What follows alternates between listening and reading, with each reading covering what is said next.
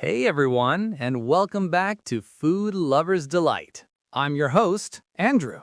And I'm Sophia. It is so good to be back with you all.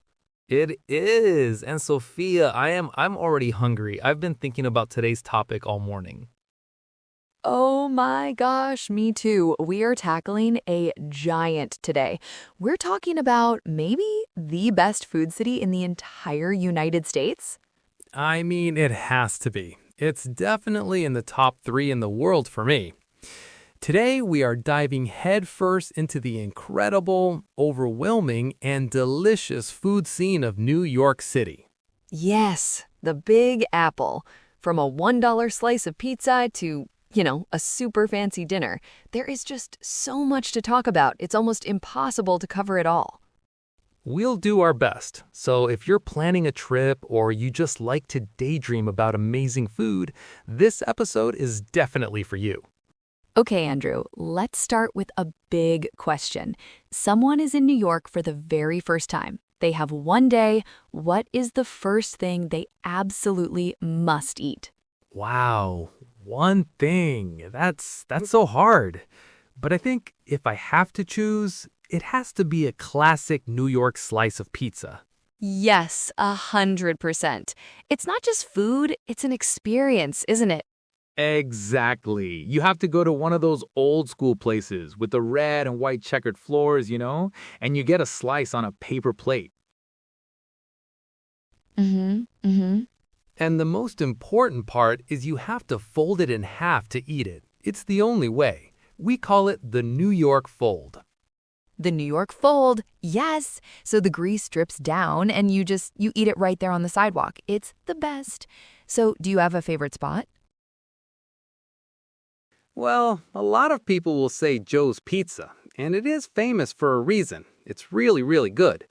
But honestly, sometimes the best slice is from a random tiny pizzeria you just happen to walk past. I love that. The little hole-in-the-wall places, they're often the best. We should also mention the dollar slice. Can you still find pizza for $1? You can. It's maybe $1.50 now sometimes, but it's still around. And you know what? For the price, it's pretty good. It's a lifesaver when you're on a budget. Okay, so after pizza, what's next? What's icon number 2? Okay, for me, it has to be a bagel. A real, proper New York bagel. Of course, they're just different from bagels anywhere else in the world. People always say it's because of the water. Do you believe that? I've heard that so many times. I don't know if it's scientifically true, but there's definitely something special about them. They're chewy on the inside, a little bit crispy on the outside. They're just perfect. You're making me so hungry. So what's your go-to order? What do you put on it? I like an everything bagel. You get all the seeds, the garlic, the onion, and for the topping, you have to try the classic, cream cheese and lox. Lox? Okay, for our listeners who might not know, what exactly is lox? Right, good point. It's a type of salmon. It's cured in salt, so it's not cooked with heat. It becomes really silky and a little bit salty, and it is so good with the creamy cheese.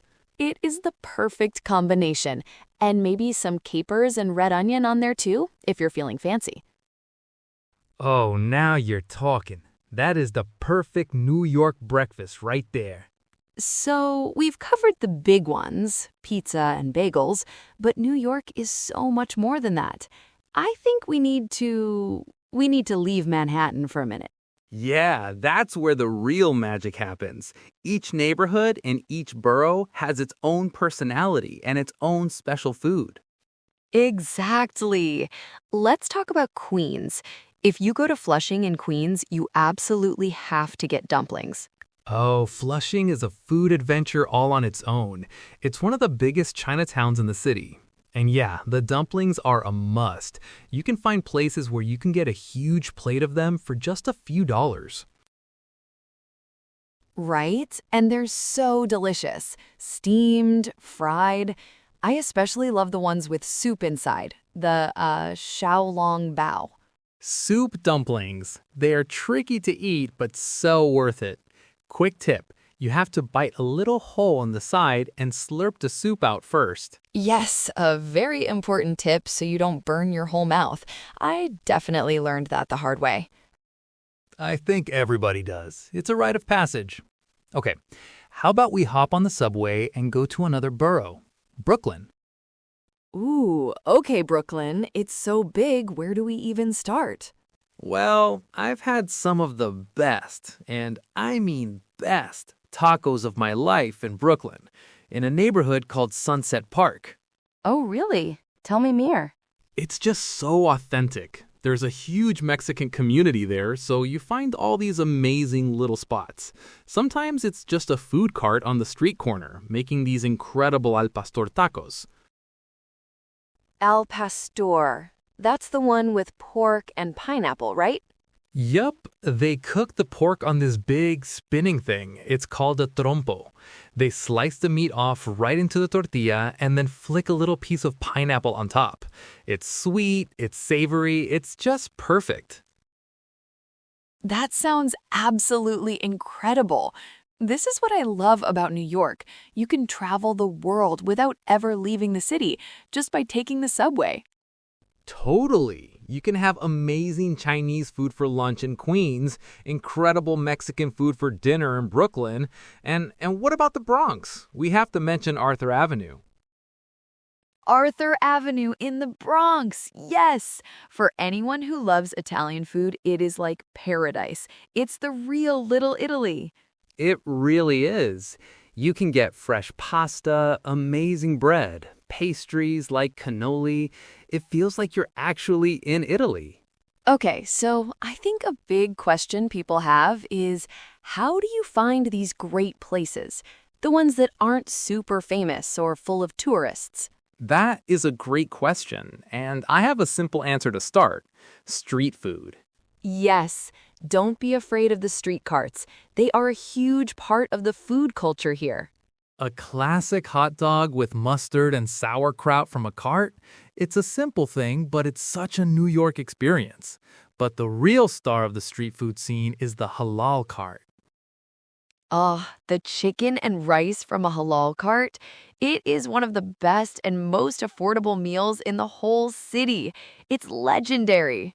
It's so good, and you have to get it with the white sauce and the red sauce. But be careful, the red sauce is really spicy. Yes, a little bit of the red sauce goes a long way. My other tip for finding great spots is just look for the lines. Oh yeah, that's a classic for a reason. It really works. If you see a long line of people waiting and they look like they live in the neighborhood, not just tourists with cameras, it's probably a sign that the food is amazing. Right. It means people are willing to wait for it, which means it's worth waiting for. I found my favorite Thai restaurant that way. It was this tiny place in Queens with a huge line outside. I waited for like 45 minutes and it was, wow, the best green curry I have ever had in my life. See? That's how you find the real gems. You just have to be a little adventurous and be prepared to wait sometimes. It's always worth it. Wow, okay, I think my stomach is actually growling right now. We have talked about so much amazing food. I know. And the crazy thing is, we've barely, scratched the surface. There's so much more to eat in New York. We didn't even talk about New York cheesecake or a pastrami on rye sandwich. Oh my gosh, the pastrami from Katz's Deli. You know what, Andrew? I don't think we can just leave it there. We can't mention Katz and not talk about it. We have to do it now. You are so right. We can't just leave it at that. Okay, let's talk about it. Katz's Delicatessen. It's more than a restaurant. It's a New York institution. It really is. For anyone who hasn't been, can you paint a picture for us? What's it like walking into Katz's? It really is.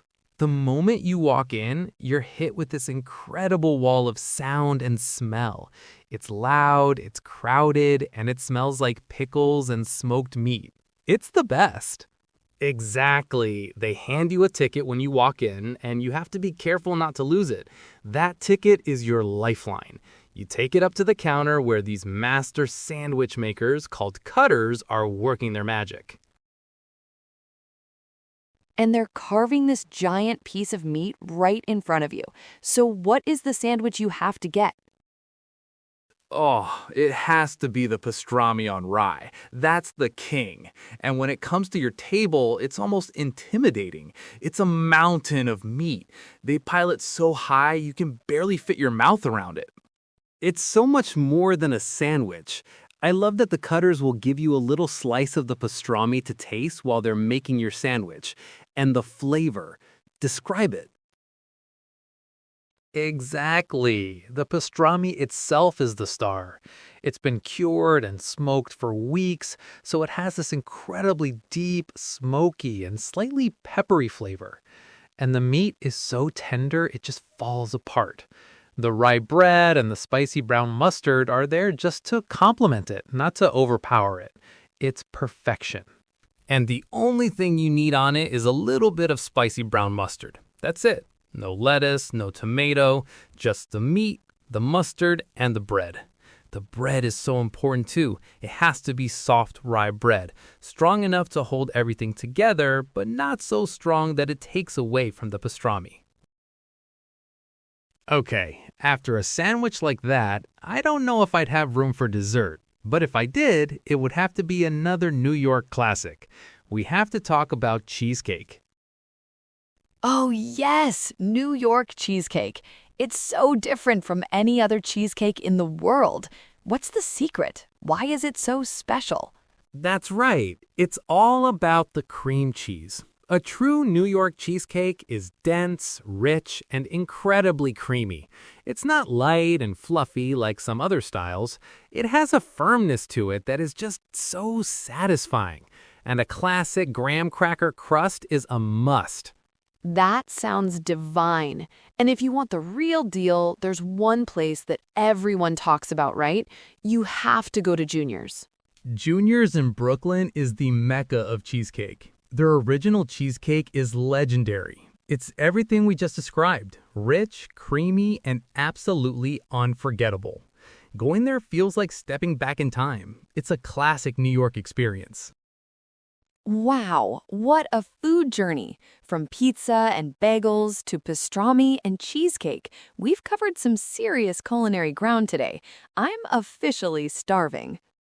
Me too. But that's all the time we have for this episode of Food Lovers Delight. We hope we've given you a taste of what makes the New York City food scene so special. Thanks for joining us, everyone. We'll be back next week with another delicious topic. Until then, happy eating!